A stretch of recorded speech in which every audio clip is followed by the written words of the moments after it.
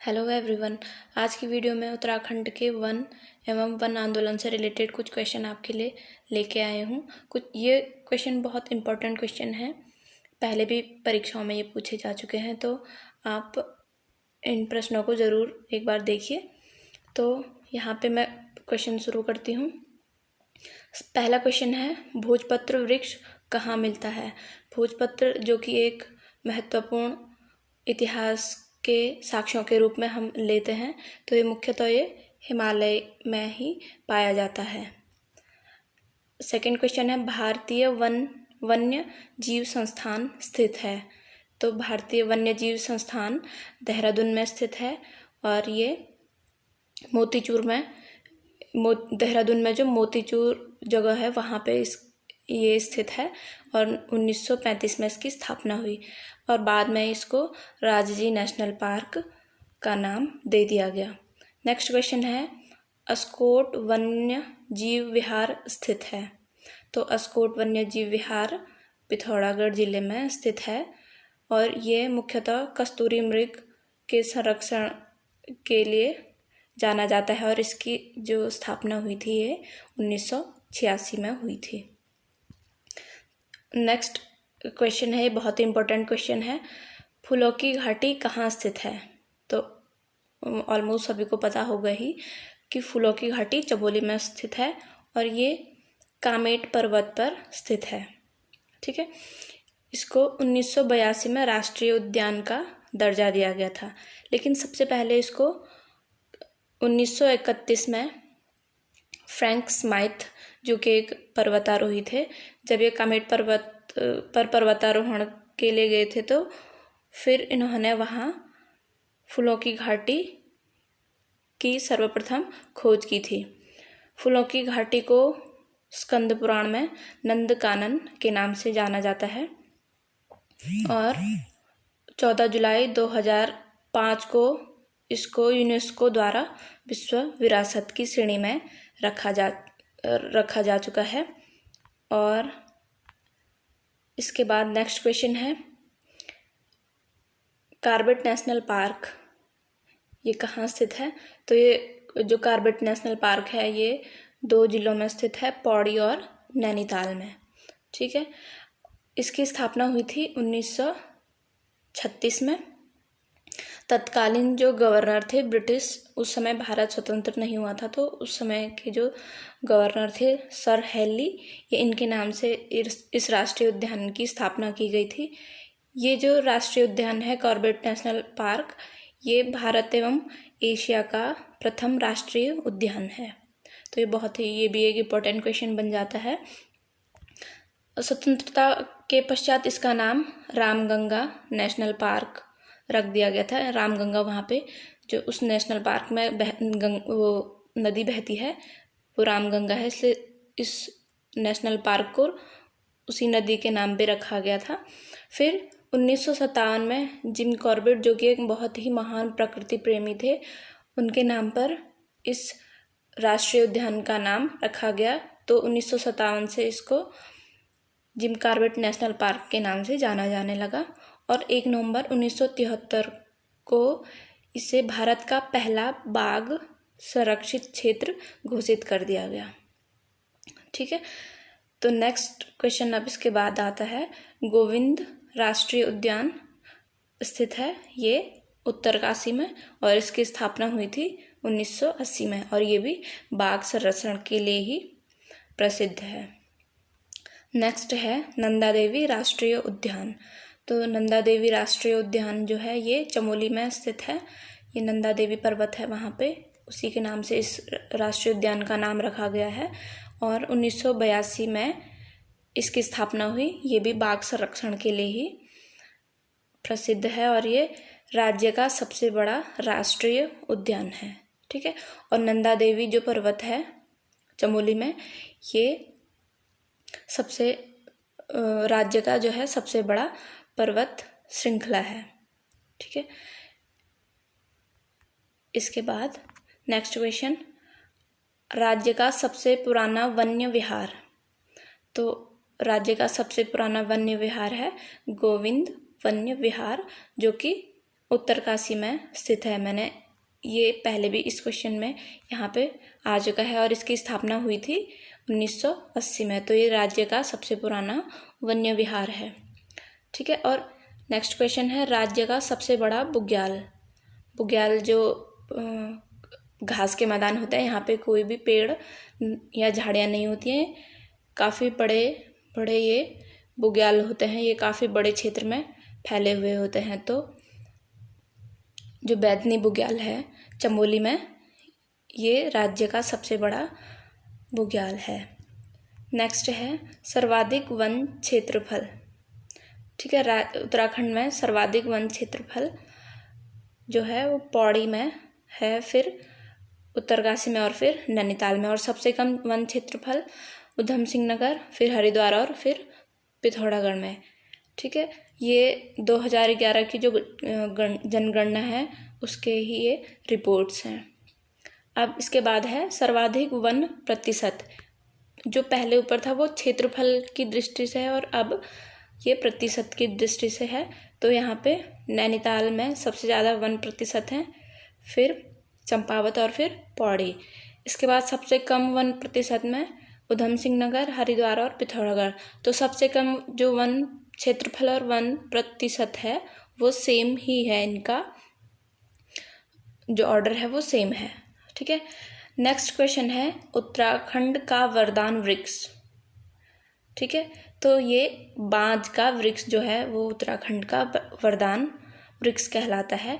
इसको शिव की जटा भी कहते हैं, क्योंकि बांज का वृक्ष जो होता है वो अपने आप में एक बहुत ही महत्वपूर्ण वृक्ष है, जो कि जिससे मृदा जो भूस्खलन है, मृदा क्षरण ये आदि इन सब चीज़ के लिए ये एक रोकथाम के लिए महत्वपूर्ण वृक्ष है। साथ ही इसको शिव की जटा इसलिए कहते हैं क्योंकि इसमें शिव की जटा से गंगा बहती है। वैसे ही बांज जो होता है ये इसकी जड़ों से पानी जो निकलता है वो काफ़ी मीठा पानी होता है, तो इसको बोलते हैं शिव की जटा इसीलिए। नेक्स्ट क्वेश्चन है भारत में सर्वाधिक जैव विविधता पाई जाती है। तो भारत में जो सर्वाधिक जैव विविधता है वो फूलों की घाटी में पाई जाती है और ये चमोली में स्थित है। नेक्स्ट है चरक संहिता में उत्तराखंड को क्या कहा गया था। चरक संहिता जो कि चरक द्वारा रचित है, तो उसमें उत्तराखंड का नाम वानस्पतिक बगीचा कहा गया था, क्योंकि यहाँ पे जैव विविधता काफ़ी है, तो इसी वजह से इसको उत्तराखंड को वानस्पतिक बगीचा कहा गया होगा। नेक्स्ट है राज्य में खनन नीति की घोषणा कब हुई। ठीक है, तो राज्य में खनन नीति की घोषणा हुई थी 4 अप्रैल 2001 को, यानी जब हमारा उत्तराखंड बना उसके 1 साल बाद खनन नीति की घोषणा हुई थी। इस घोषणा में क्या कहा गया था कि वन क्षेत्र में स्थित खदानों में खनन कार्य उत्तराखंड वन विकास निगम के अंतर्गत होगा और अन्य क्षेत्रों में, यानी वन क्षेत्र के अलावा जो भी अन्य क्षेत्र होंगे जैसे नदी के किनारे और अन्यत्र जो भी क्षेत्र होंगे वहाँ पे GMVN यानी गढ़वाल मंडल विकास निगम और KMVN यानी कुमाऊं मंडल विकास निगम द्वारा किया जाएगा। और भारत में जो वन नीति थी वो 1885 में बनाई गई थी। ठीक है, इसके बाद है सहस्त्रधारा प्रपात के जल में मिलता है। ठीक, तो सहस्त्रधारा जो जल प्रपात है वहाँ पे गंधक काफ़ी मात्रा में मिलता है। इसको यहाँ पे लोग एंटीबैक्टीरियल ये होता है, तो यहाँ पे काफ़ी लोग नहाने के लिए जाते हैं, जिससे त्वचा की बीमारी जो होती है वो इसका एक इलाज होता है। इसके बाद सर्वाधिक संगमरमर भंडार वाला जिला, तो ये है देहरादून में। ठीक है, उत्तराखंड में जड़ी बूटियों के कुल प्रकार, तो उत्तराखंड में कम से कम अभी आधी जो जड़ी बूटी हैं उनकी पहचान नहीं हो पाई है, लेकिन अभी तक कम से कम 500 जड़ी बूटियों के प्रकार पाए गए हैं। इसके बाद है जो वन हैं और उनसे वन आंदोलन जो है उनसे संबंधित व्यक्ति। ठीक है, तो पहला है इसमें पानी राखो आंदोलन के सूत्रधार कौन थे? तो सच्चिदानंद भारती, जो कि पौड़ी के रहने वाले थे और ये वहाँ पे शिक्षक थे पौड़ी में एक स्कूल में। तो 1980 के दशक में इन्होंने युवाओं को लेकर जल संरक्षण के लिए पानी राखो आंदोलन शुरू किया था। ठीक है, नेक्स्ट है मैती आंदोलन। तो मैती आंदोलन ये कल्याण सिंह रावत, जो कि 1996 में शुरू हुआ था। ये भी एक शिक्षक ही थे, ग्वालतम इंटर कॉलेज जो कि चमोली में पड़ता है। तो वहाँ पे इन्होंने मैती आंदोलन की शुरुआत की थी। इसमें ये था कि विवाह समारोह में जो वर वधू होंगे उनके द्वारा पौधारोपण किया जाएगा और उनके जो वो ये पौधारोपण वधू के जो घर में है वहाँ पे होगा। तो वधू के जो घर वाले हैं वहाँ पे ये जो पौधा लगाया गया है ये उसकी देख रेख करेंगे। फिर उसके बाद है ढूंगी पैतोली आंदोलन। तो ढूंगी पैतोली आंदोलन चमोली में हुआ था। तो ढूंगी पैतोली जो है चमोली की एक जगह है जहाँ पे बांज के जंगल के कटान का विरोध में ये आंदोलन शुरू हुआ था। ठीक है, इसके बाद है वन आंदोलन। तो वन आंदोलन उत्तराखंड का एक महत्वपूर्ण वन आंदोलन के रूप में जाना जाता है। जब ये हुआ था 1977 में, जब वनों की नीलामी के विरोध में संपूर्ण उत्तराखंड क्षेत्र बंद हो गया था, क्योंकि उस टाइम पे उत्तराखंड बना नहीं था। तो उत्तराखंड वाला जो क्षेत्र था उस टाइम पे ये बंद हो गया था। मुख्यतः ये कुमाऊं वाले क्षेत्र में जैसे नैनीताल और बागेश्वर आदि में ये इसका जोरों से विरोध हुआ। ठीक है, और नैनीताल का जो सैली हॉल था वहाँ पे आंदोलनकारियों को उस जो हॉल था उसको जला दिया गया था। ठीक है, नेक्स्ट यहाँ पे है क्वेश्चन, हिमालय बचाओ देश बचाओ का नारा किसने दिया था? तो हिमालय बचाओ देश बचाओ का नारा सुंदरलाल बहुगुणा ने दिया था। ये चिपको आंदोलन में इन्होंने ये नारा दिया था। और यहाँ पे एक और चिपको आंदोलन से जुड़े मुख्य व्यक्ति हैं चंडी प्रसाद भट्ट। ठीक है, तो 1981 में चंडी प्रसाद भट्ट को रमन मैग्सेसे पुरस्कार मिला था। ठीक है, अब है इसके बाद रवाई आंदोलन। ये शुरू हुआ था 30 मई 1930 को। उस टाइम पे भारत स्वतंत्र नहीं था, तो उत्तराखंड में टिहरी रियासत में ये आंदोलन हुआ था।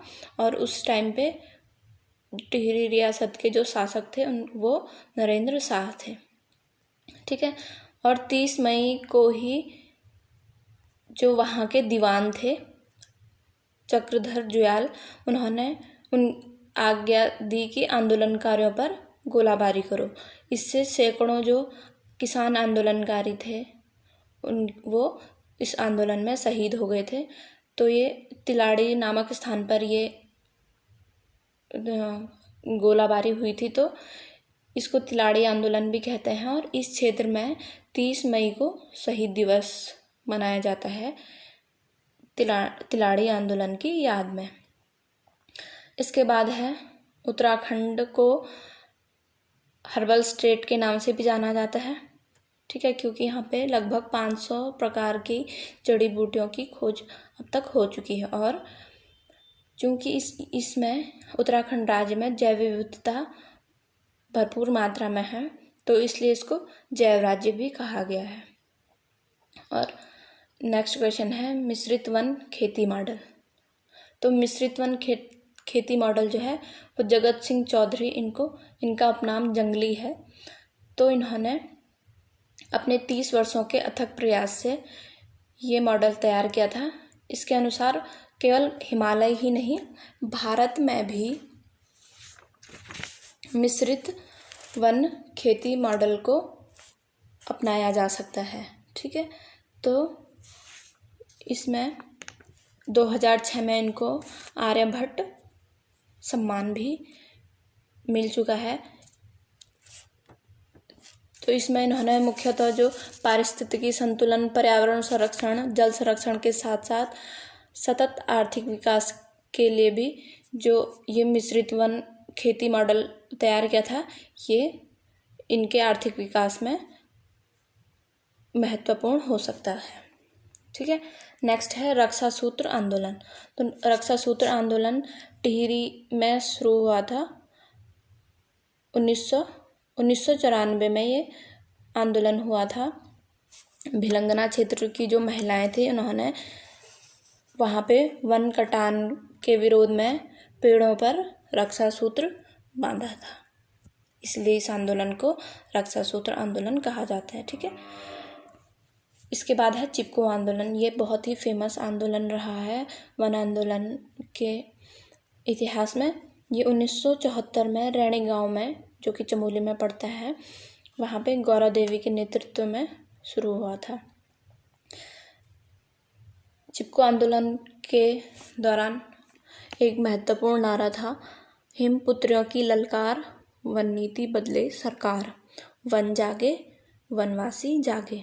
तो ये इम्पोर्टेंट है चिपको आंदोलन, कई क्वेश्चन इससे बनते हैं, तो इसको ध्यान रखना।